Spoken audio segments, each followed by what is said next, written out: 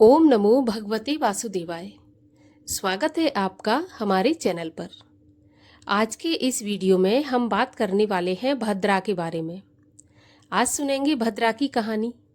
आपने सुना होगा कि भद्रा का साया है, अशुभ है, भद्रा काल है, भद्रा काल में कोई भी शुभ काम नहीं किया जाता। तो आखिर कौन है ये भद्रा, कहाँ से आई, क्यों इसे अशुभ माना जाता है, क्यों भद्रा काल में कोई भी शुभ काम नहीं किया जाता, और भद्रा काल में खासकर रक्षाबंधन क्यों नहीं मनाया जाता है, किसने भद्रा काल में राखी बांधी थी जिससे कि अशुभ परिणाम प्राप्त हुए थे। आज के इस वीडियो में हम भद्रा की ही कहानी सुनेंगे। इसके अलावा हमारे चैनल पर आप सभी प्रकार की व्रत कथाएं, कहानी सुन सकते हैं। इसके लिए अगर अभी तक आपने चैनल को सब्सक्राइब नहीं किया है, पहली बार चैनल पर आए हैं, तो चैनल को सब्सक्राइब करके बेल आइकन पर क्लिक कर लीजिए। और अगर आज की ये कथा आपको अच्छी लगे तो लाइक अवश्य करिए, क्योंकि आपके लाइक से ही हमें ये पता चलता है कि आपको हमारा वीडियो पसंद आया है। तो चलिए अब जानते हैं भद्रा के बारे में कि कौन थी भद्रा। देखिए, हम हमेशा त्योहारों में, शुभ कामों में भद्रा का विचार करते हैं कि भद्रा काल अगर है तो भद्रा काल में कार्य करें या ना करें, भद्रा का निवास कहाँ पर है, कौन सी जगह भद्रा शुभ मानी जाती है, किस जगह भद्रा अशुभ मानी जाती है, पृथ्वीवासियों के लिए भद्रा काल का अशुभ समय कब होता है, ऐसा विचार ज्योतिष में किया जाता है। तो भद्रा कौन थी? देखिए, भद्रा के बारे में ऐसा माना जाता है कि दैत्यों को मारने के लिए भद्रा को उत्पन्न किया गया था। भद्रा गधे के मुख जैसी लंबी पूंछ और 3 पैर युक्त थी। पौराणिक कथाओं में ऐसा आता है कि भगवान सूर्य और उनकी पत्नी छाया, इनकी पुत्री थी भद्रा और शनिदेव की बहन थी।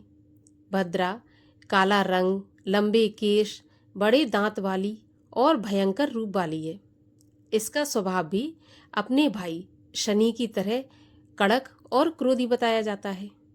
जैसे ही भद्रा का जन्म हुआ तो जन्म लेते ही भद्रा यज्ञों में, शुभ कार्यों में विघ्न बाधा पहुंचाने लगी और मंगल कार्यों में उपद्रव करने लगी, सारे जगत को पीड़ा पहुंचाने लगी।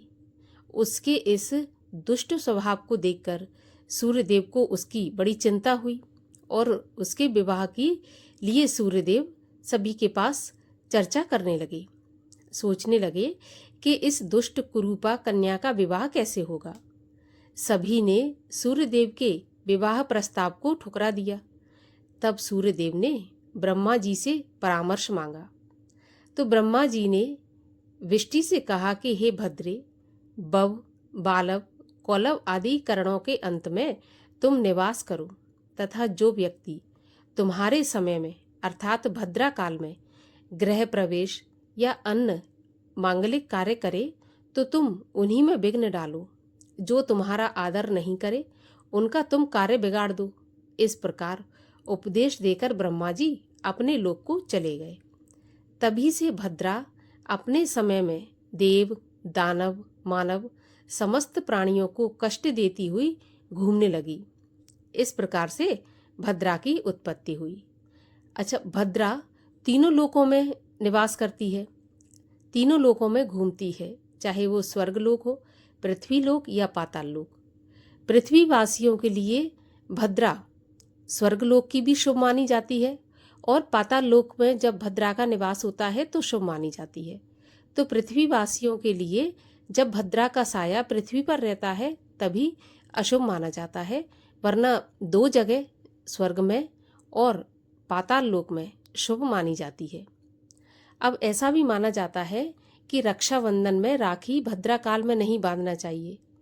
तो रक्षाबंधन में इसीलिए राखी नहीं बांधी जाती क्योंकि ऐसा माना जाता है कि शूर्पणखा ने रावण को भद्रा काल के समय ही रक्षाबंधन के दिन राखी बांधी थी और उसका समूल विनाश हो गया था।